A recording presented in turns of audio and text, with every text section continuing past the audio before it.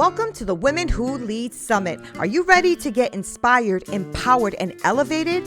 These powerhouse women are bringing their wisdom, their stories, and their game-changing strategies just for you. So if you're ready to level up, I know I am. This is the Women Who Lead Summit. Let's do this. What's up, ladies? This is the Women Who Lead Summit. Success in business isn't just about what you know, it's about who you align with. So, no one builds an empire alone. And I'm saying this all the time. Stop trying to do this alone. Because today we're diving into the power of collaborations, how they can really transform business and start impacting what it is that you want to do in your life and business. Our next speaker is a dynamic business leader, financial educator, and branding strategist who understands how to leverage relationships for massive success. Meet Alicia Fitts. She is the Assistant Vice President of Business Development and Community Relations at the Financial Institute and the CEO and founder of Alicia Fitts Consulting and Marketing Solutions. Now, Alicia is a marketing professional, financial literacy educator, and a Christian business coach who empowers entrepreneurs to activate their faith and build wealth through smart collaborations. Now, she is the author of Thank You for the Mountain. Don't y'all like that? I love that title, where she helps women overcome financial barriers by blending faith and financial wisdom. Alicia has been recognized as one of Augusta's Business Daily's 24 Women to Know in 2024, awarded the Rotary Club of Aiken Raising Stars, and featured in Augusta's magazine Top 10 in 10 Young Professionals to Watch.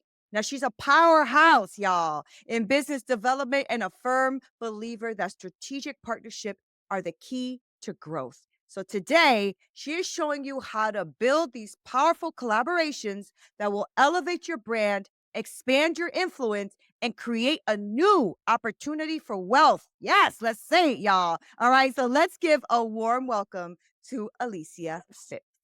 Welcome.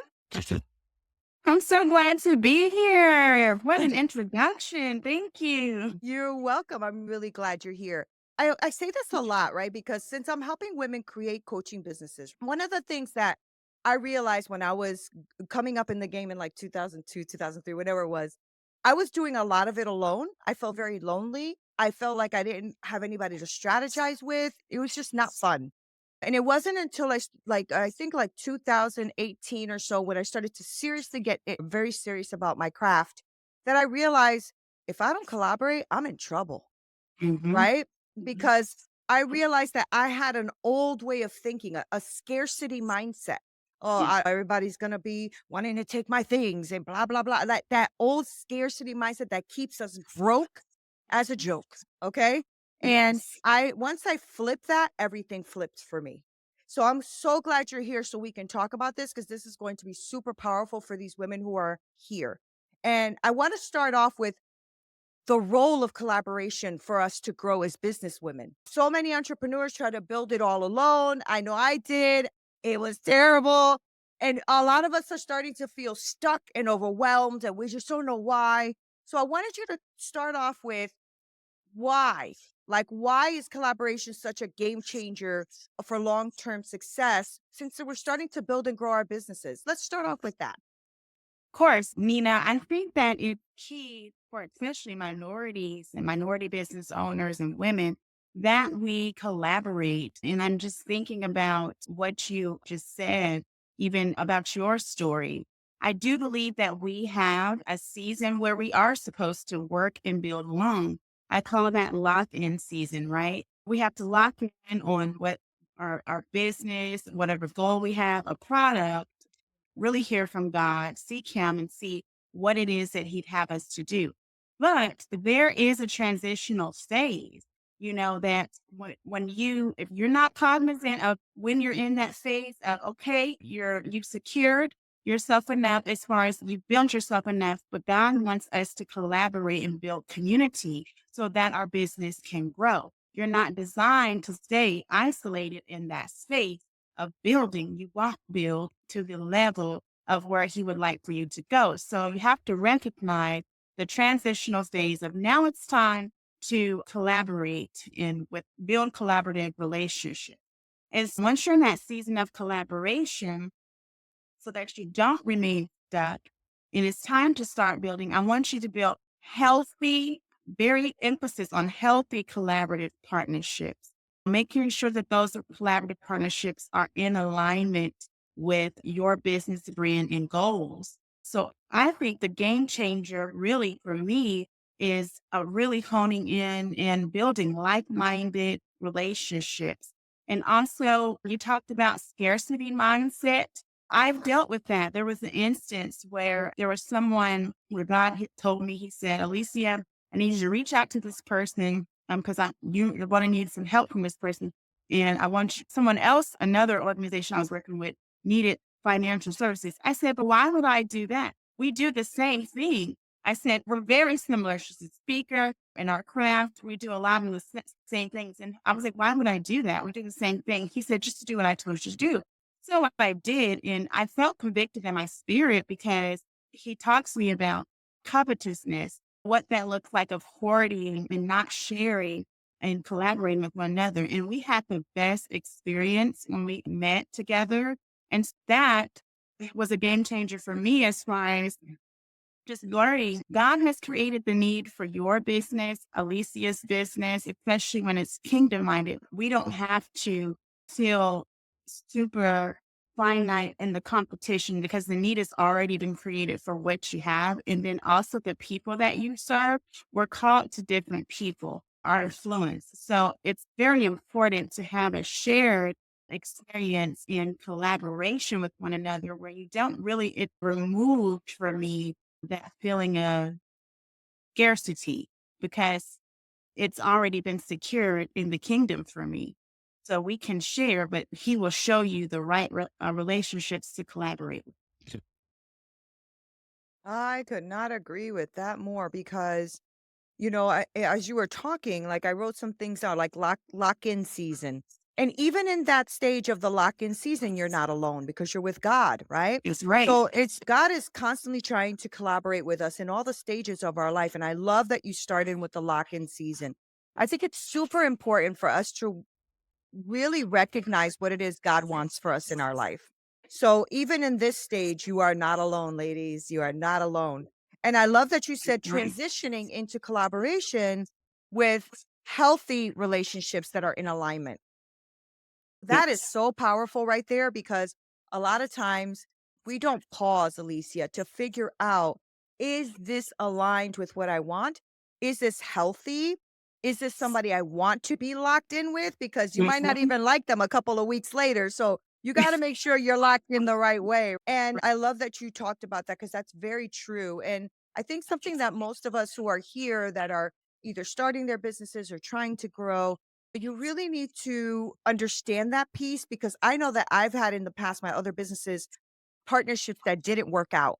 And that Right. can leave you feeling hurt. It could leave you feeling a little jaded, all that kind of stuff. But God is first. And if you're making him the CEO and you're collaborating with God, all the rest of it is it's gonna fall into place because God is good. Now, whether you want it to fall into that place that you're trying to make it fall into, you have to just trust God. Just trust him, lean on him, and know that he got your back big time, right? Yes. No, he's So the best business partner to have, for right? real, like seriously, for real.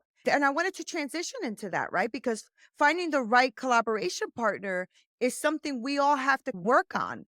Not all Right. partnerships are created equal, right? Lord God knows that not all partnerships are created equal. So Depression. yeah, I wanted you to and the interesting thing is too when you were talking, I was thinking about how even Christ had 12 disciples. Hmm. Like even he could have done it alone because he's God, but he also he wanted us to show a community, collaboration, working with one another. And the fact that we have gotten so far removed from that is what's Yes. causing, I think, is what's causing depression, Mm. anxiety, all of this stuff that's happening because we are feeling like, "Oh, yeah, just gonna, yeah, do this me, myself, and I," like the song from back in the day, "Me, myself, and I." And Mhm. so the world has taught us that because when you can keep somebody isolated, I call that the devil's playground, Mm. right? Because when you're alone, that's when he comes and tries to play with you. So you need collaboration. So since not all partnerships are created equal, I wanted you to talk about how all of us here as entrepreneurs can identify the right people to collaborate with so that we can really start avoiding all the partnerships that are going to hurt us. Now, I will say I know you don't have the magic pill cuz people act one way when they come into your collaboration and act another way when they're in. But can you guide us on that a bit? Absolutely, yes. First, what's coming to me is that we have to learn from our previous experiences, right? What those experiences where we were burned from having, where we made some mistakes in some collaborative relationships that we set up on our own. We need to evaluate those and what can I do better the next time when creating a new partnership? Because that's happened to me starting my business. I've gone into some spaces with collaborative partners, and I just need to take back some time to reflect. Take some time to reflect on those experiences.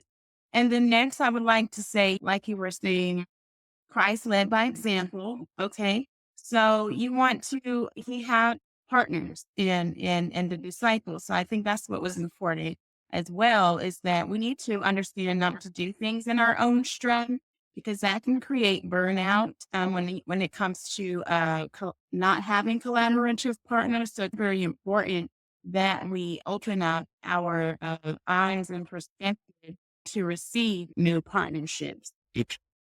And for me, it's been seeking the Lord for discernment. Discernment is the ability to judge well. We can only do that really those experiences that we've had, right? As well. And it can be tricky in this business world. Like I try to give a fair opportunity to everybody, but if there's someone that you respect and you have a couple people that you respect and they keep saying the same thing about this person that you're going to be burned, you're probably going to be burned, right? So don't be naive as well.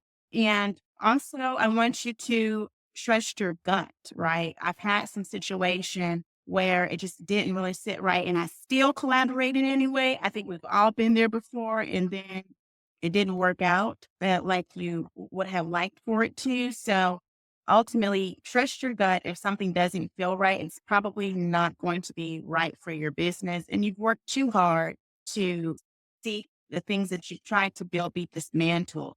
And I do also believe that the Bible says that we should look at other people's fruit, right? So what fruit has this person bared? And not completely what the fruit doesn't mean just the money, right? Because sometimes small business owners, they're just starting out. But I also look at their heart, their character, their integrity, their circle, their relationships, their influence. Who are they? Who's attracted to them and following them? What types of people are in their push circle? You look at all the things. We have to be intentional about these relationships, especially if you really honor and stewarding the business that God gave you. And so make sure that it's a right fit for you. Watch the company that they keep. Be intentional about these relationships. And ultimately, when you are creating and collaborating for a kingdom purpose, what I've seen happen to me, if I miss the discernment and I don't let the relationship go, God will ultimately make it fizzle away. And he'll remove the person out of the way.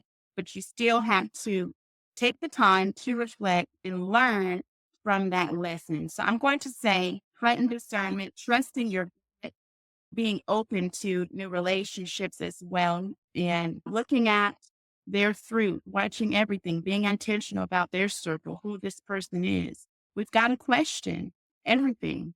Because everybody comes into your life, I think, for either a season or longer.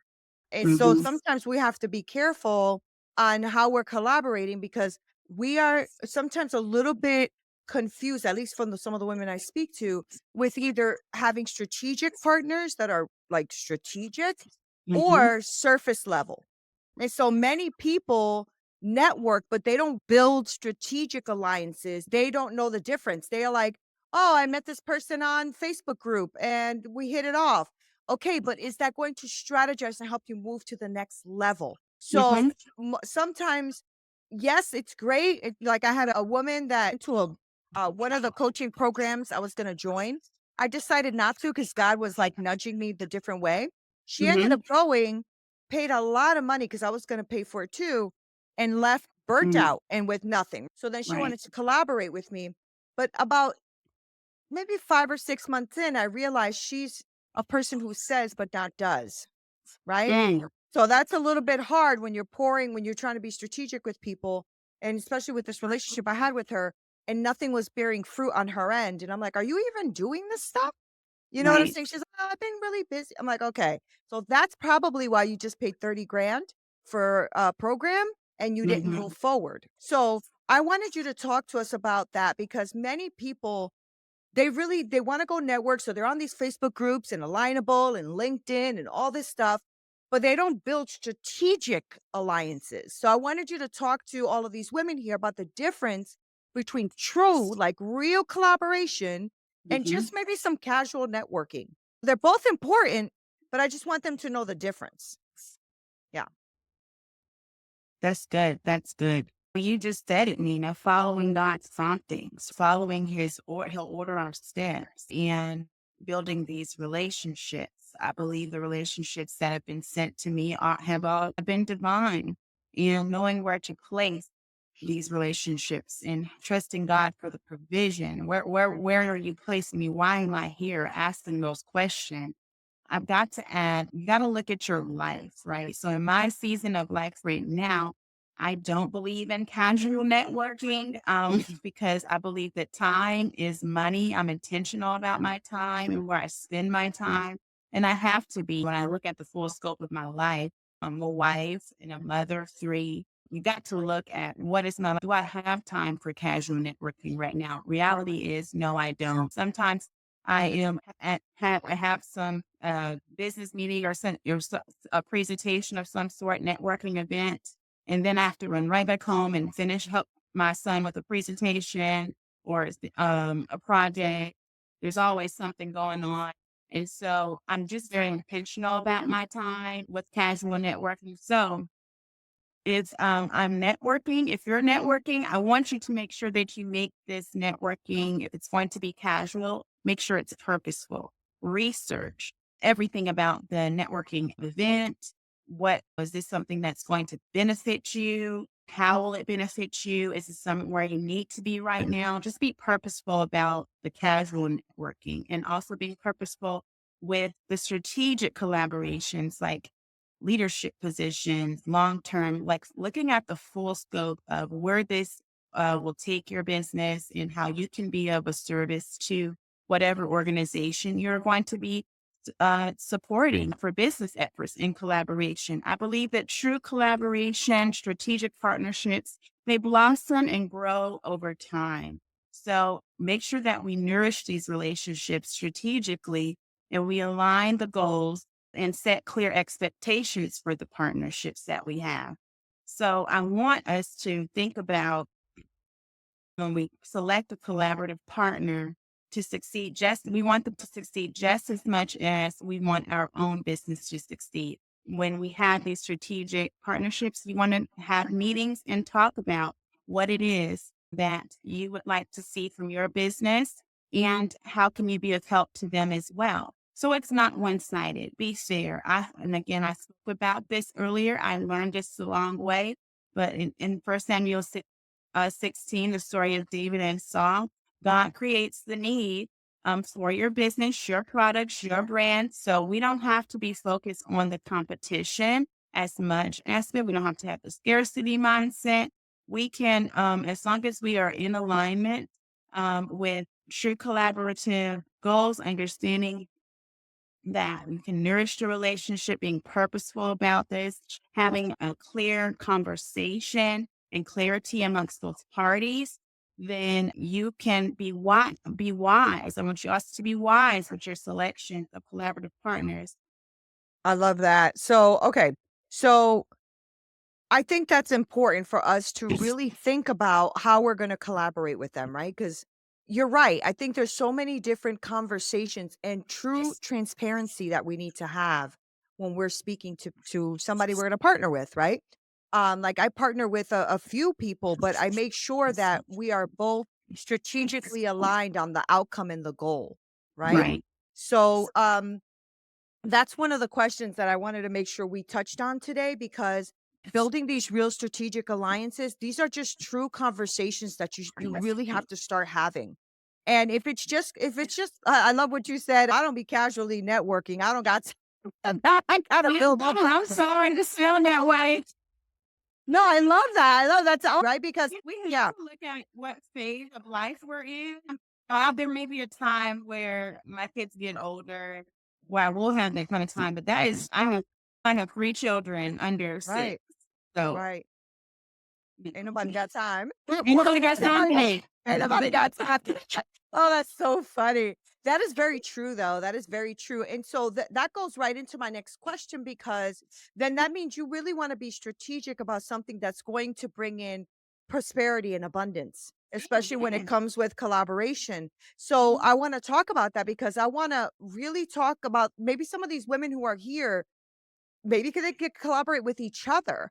And I want them to understand how women can collaborate in a way that is going to benefit both parties financially while ensuring that you're going to have some fairness.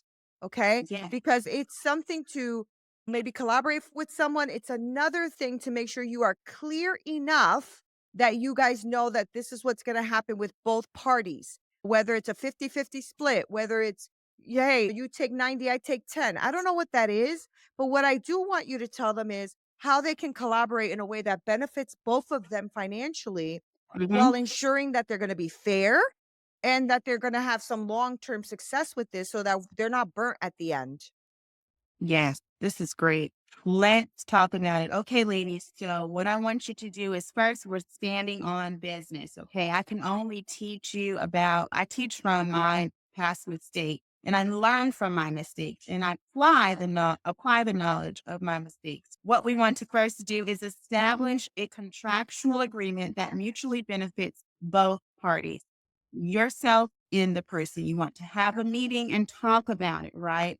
And then also be clear in the terms and conditions to make sure that it benefits the both of you, both parties.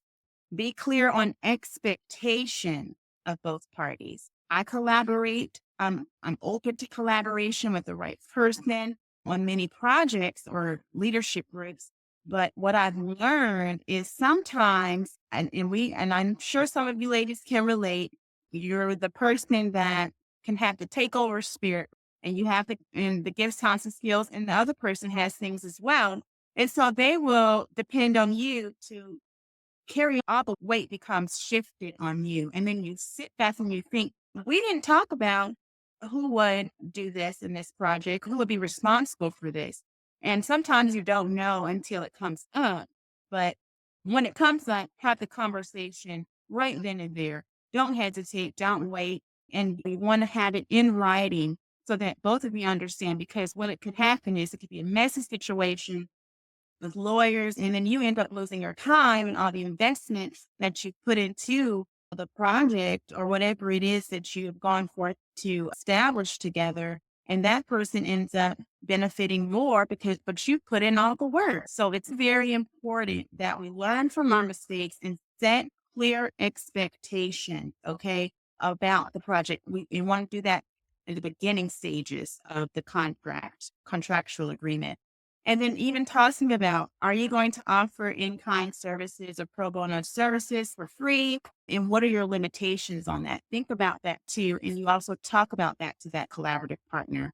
Okay. And then also we want to discuss everything, payment processes, who's going to be handling that, who's going to be invoicing, what are your fees? What are your fees? What are their fees to be charged? In non-disclosure agreements, you don't want someone talking about your business idea that you're sharing together to everybody. So you want to definitely, I believe, in non-disclosure agreement, protecting your idea and whatever you're launching until it's time. You don't want people to release it beforehand on certain business ideas you may have.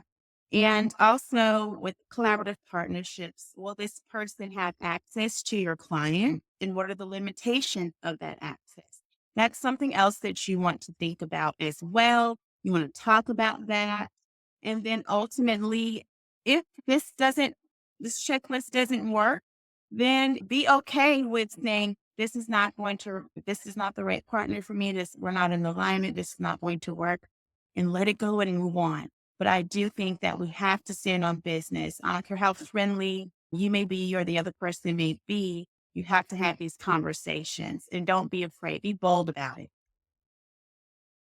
So I really love that. And I love that you have a checklist for people, right? I think people really need to understand that's okay. And it's okay to walk away from something too. Like you can start something and quickly realize, I don't think this is gonna work for me.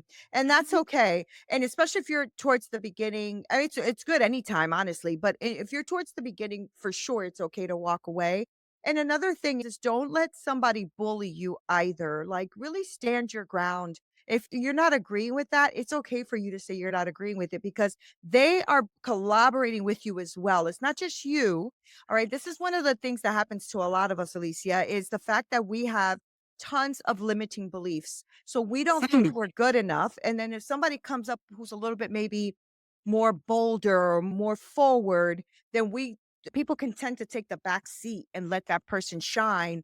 And then they feel burnt out about it. No, they are collaborating with you too. So they need something from you as much as you need something from them. Now, being done well, just like Alicia said, getting a contract together, making sure you guys have clear terms on there on what is to be done, who is to be shared, what money's to be spent, or how it's to be split. That has to be done. I cannot stress that enough. I cannot stress Mhm. that enough. And also the workload, how much workload is one's person Yes. gonna take, what's the other one gonna take, and is because if you guys don't get that clear, this is going to cause some major issues Mm. because you're going to be like, wait a minute, we went on that together, and why is she getting 60%? I'm getting 40, or I'm the one that found that client. So why is she get it's a hot mess. It is a hot mess. So just make sure that you understand that you have to be clear. I couldn't, Lisa, that was awesome. I love that you gave them that checklist because you can't, first of all, you can do a coaching business alone. But here's the thing, everyone who's listening, just listen up. Okay. Mhm. Coaching businesses, when you get into it, you have to understand that you are running a service based business where you are serving people. Here's the thing, I need you to hear me. Mhm. Unless you are going to bring in something into your coaching business. So basically, a software that you sell, a system that you sell, something like that, your business cannot be resellable. Okay, listen to me. I know a lot of people say, "Oh, I'm going to build up a six-figure, seven-figure business. I'm going to sell it for millions." That's not how this works. Even Tony Robbins is having a hard time selling it because his name is Tony Robbins. Okay. So unless he develops systems, which is what he's doing now, right, with Dean Graciosi, and they're doing all these systems where they put everything together in funnels and blah blah blah. That part of it he can probably sell. But the Tony Robbins part needs Tony Robbins, right? I need you guys to understand that. So if something, God forbid, happens to you, and you're bringing in a big amount of money to your business, then I need you to start thinking about how do I protect then the business or my family if something happens, right? So think about all of those things, contracts, how to talk about insurance is good. If you have a good partnership with somebody and you guys have a strong partnership, you can actually get a life insurance policy against your partner for whatever money they bring into the business. And that Mm. way, if that person passes away, you could still continue your business without a beat because you're going to get the money from the life insurance policy and vice versa, or they will. That'll help protect the business. Okay, so I that's love just that. I'm just Come throwing that out there. on. Yeah, Be a teacher of just the day. right. That's so funny. But yeah, I think that's important, right? Because a lot of times we feel very intimidated and we feel hesitant and we don't know how to bring a partner in and how do we do that? And that's something that I've thought about often. Do I want to bring a partner in? So now I have collaborations, not a partner in my business, but I have collaboration with other businesses where we then grow and expand somebody else's business, right? And that's collaboration. That's not partnership. So there's a difference. And I just wanted Mhm. people to understand that because a lot of people think, oh, I'm going to grow an amazing life coaching business and then I'm going to sell it for billions. Nobody's done that. It's not happening unless you bring in some sort of software, Yeah, you something have to create a tangible, product. You a have to create product. a product. Exactly. You have to, because right now, when you are a coach, what you're selling is you and your expertise and your knowledge and your God given talents to serve the world in that way and help your family. But if you think that you're getting into this for money and to do all, it's not going to happen that way. And I just want to, I'm not busting a bubble. I'm giving you a reality check because I want you to stand on what it is God has helped you create as opposed to thinking what the world tells you to create. Does that make sense? Yeah, because it's not really about how much money you can make, right? Right. It's about Right. how many people you're going to serve.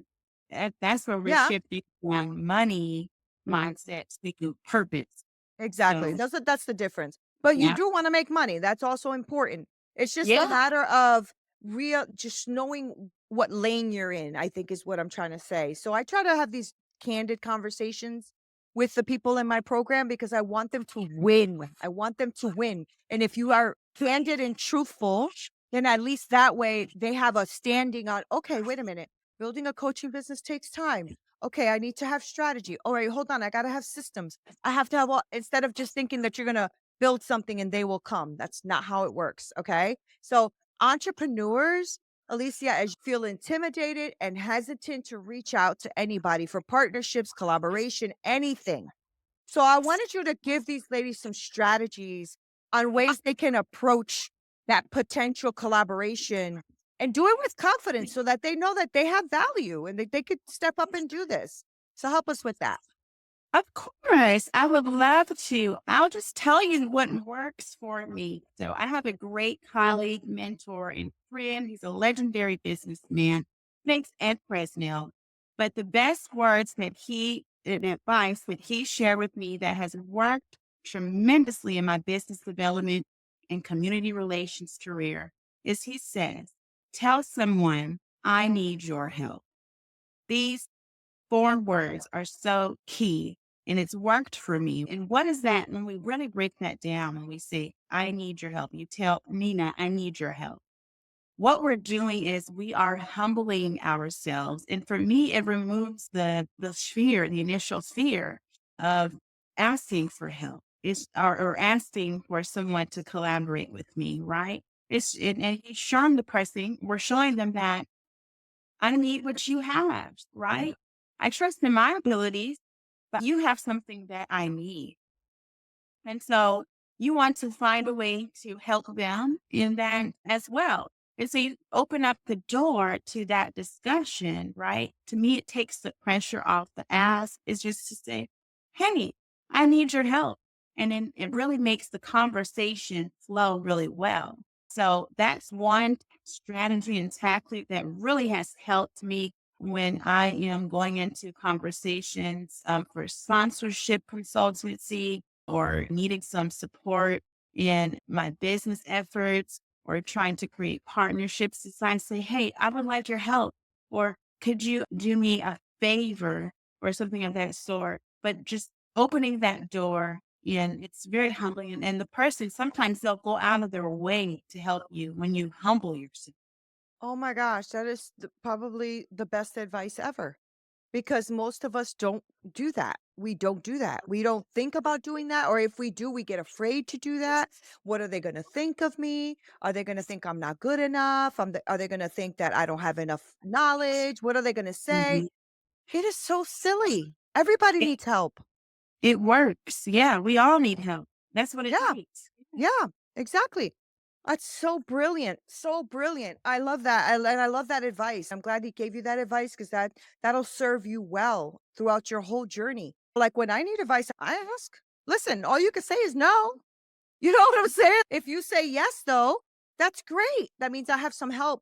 And that happens, right, Alicia? I'm sure But that the you've Bible experienced that. also says, ask and ye shall receive. So we Mm, have to have the confidence to open up our mouth and ask. If we don't, and it's okay.